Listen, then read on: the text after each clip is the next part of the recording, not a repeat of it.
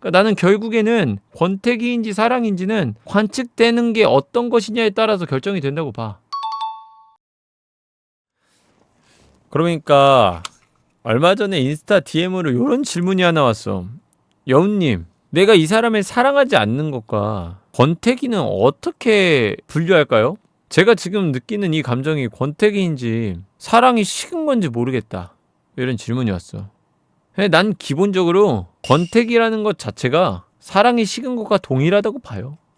일단은 특별히 구분할 필요가 난 없다고 봐요. 구분할 필요가.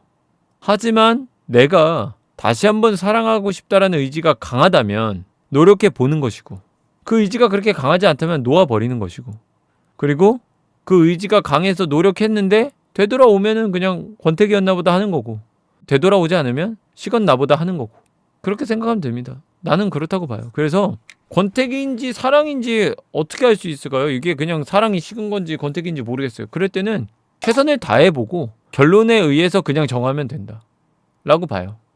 자, 빨간 공과 파란 공이 하나씩 있어요. 빨간 공이랑 파란 공 둘 중 하나 랜덤으로 상자 안에다 넣고 뚜껑 닫았어. 손에다가 공 하나 하고 주먹 꼭 쥐었어.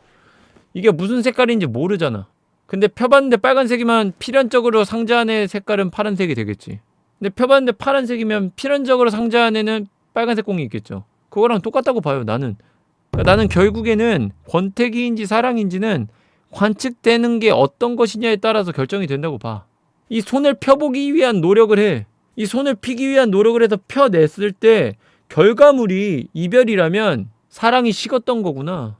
결과물이 다시 사랑할 수 있고 다시 잘 만난다면, 예전처럼 다시 사랑하게 된다면 권태기였나 보다 이렇게 결정을 하면 된다고 나는 봐요. 그거를 가지고 내가 지금 하는 것이 권태기일까 사랑이 식었을까 라고 고민할 필요가 없어요. 여기서 내가 이 사람을 다시 만나겠다라는 의지가 있고 자신이 있어서 노력을 한다면, 그리고 그 결과에 따라서 권태기인지 사랑인지 결정된다. 아니면 난 노력할 마음 없어. 그냥 사랑이 식은 거고. 그냥 그렇게 되는 거라고 봐요. 그냥 잘해보고 싶은 마음이 있으면 잘 해보세요. 잘해볼 자신 없으면 많은 거고. 그럼 부부 사이의 권태기는요? 달라? 똑같지? 하지만 부부 사이에서는 노력하려는 의지가 더 강하긴 하겠지. 강제성으로 묶여 있으니까. 이혼 숙녀 캠프 같은 데 보면 절대 못 만날 것 같은 말도 안 되는 부부들도 어떻게든 다시 만나보려고 나와서 노력해 보잖아. TV 프로그램 같은 데 보면. 결국에 그 책임감의 크기죠. 현 상황에서 이혼을 할지 말지 이거를 결정하는 건 그냥 책임감의 크기인 거지. 부부 사이 권태기는 뭐가 다른데? 감정적인 부분은 같겠지. 이성관계에서 좋아함과 사랑의 차이가 있을까요? 사실 좋아한다라는 영역은 어디까지나 그냥 누구한테나 느끼는 영역과 별다를 게 없다고 느껴요.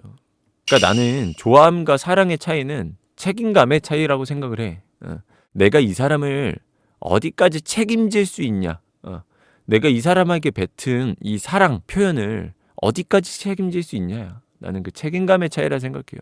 근데 이거는 세상 모든 게 동일하지 않나. 난 연애라는 것은 서로가 서로에게 보호자가 되는 거랑 똑같다고 생각을 해요. 그래서 내가 이 사람을 어디까지 보호해 줄 수 있냐, 책임져 줄 수 있냐, 요거라고 생각합니다. 만약에 이 사람에게 어떠한 책임감을 느낄 수 없다, 이 사람이 어떠한 뭔가 문제가 있을 때, 그리고 어떠한 잘못을 했을 때, 그리고 어떠한 것을 원했을 때 내가 그거에 대해서 책임을 못 져줄 것 같으면 고백하지 않는 게 맞고, 내가 이 사람과 있을 때 어떠한 문제들이나 요구라든지 이런 것들, 그 사람이 원하는 것들에 대해서 내가 책임을 져줄 수 있을 정도의 감정이 든다면 그거는 충분히 사랑이라고 얘기할 수 있을 것 같아요. 근데 그냥 그게 아니라면 그냥 호감 정도죠. 그리고 더 이상 이 사람을 책임질 수 없겠다라는 생각이 들 때 이별을 하는 거고, 또 이별도 결국에는 그 책임감이라고 생각하거든. 나는 결국 이별하는 사람들 보면 내 여자친구가 혹은 내 남자친구가 이런 문제가 있는데 이거를 난 못 견디겠어요, 못 버티겠어요. 결국에 그거잖아. 그러니까 그 문제에 대해서 나는 책임질 수 없어요. 혹은 이 사람이 좀 싫어요, 이 사람이 보고 싶지 않아요, 이 사람이 원하는 사랑을 내가 줄 수 없다, 여튼 이런 그것들이 결국엔 다 책임감이 부족해지니까 이제 이 사람에 대해 책임을 못 지겠어서 이별하는 거죠. 책임감의 크기에 대해서 한번 고민을 해보면 그 어떠한 좋아함과 사랑의 차이를 스스로 알 수 있지 않을까. 그러면 어디까지 책임일까요? 또 이런 질문이 올 수가 있어요. 근데 이거는 내가 왜 얘기해 주지 않냐면 그냥 책임감이라고만 두루뭉술 표현해 주지 왜 얘기해 주지 않냐면 이거는 너무나 상대적 기준이라 자기가 생각을 해야 돼. 그래서 그냥 자기 기준으로 생각하면 돼요, 사실은. 여러분이 생각했을 때 나의 단점이 있잖아.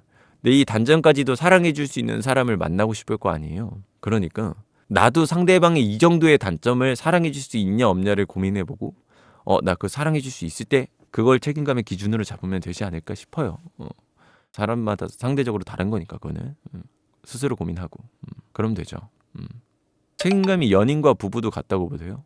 방금도 얘기했지만 세상 모든 일은 책임감으로 되는 거예요. 당연히 부부의 관계라면은 그 책임감의 기준이 더 높을 뿐인 거겠죠. 그 기준이 더 높아졌을 때 이제 부부의 연을 맺는 거겠죠. 그냥 사랑할 때 연인으로서의 책임감의 기준보다 그 이상의 것까지 책임질 수 있을 때 이제 부부가 되는 거겠지. 그걸 초월하면. 근데 결국에 그건 있어. 결혼은 그러면 초월을 하는 거니까 무한한 책임이냐? 그건 또 아니에요. 인간은 어디까지나 한계가 있다. 유한해요. 그래서 서로 노력하는 거야. 저 사람의 에너지가 고갈되지 않게 나도 책임감을 갖고 저 사람도 책임감을 갖고 그래서 서로에게 에너지를 계속 주입해 줘야겠죠. 근데 뭐 서로에게 주입하는 에너지가 부족해서 결국에 그 한계치를 넘으면 이제 이혼하는 거죠 뭐.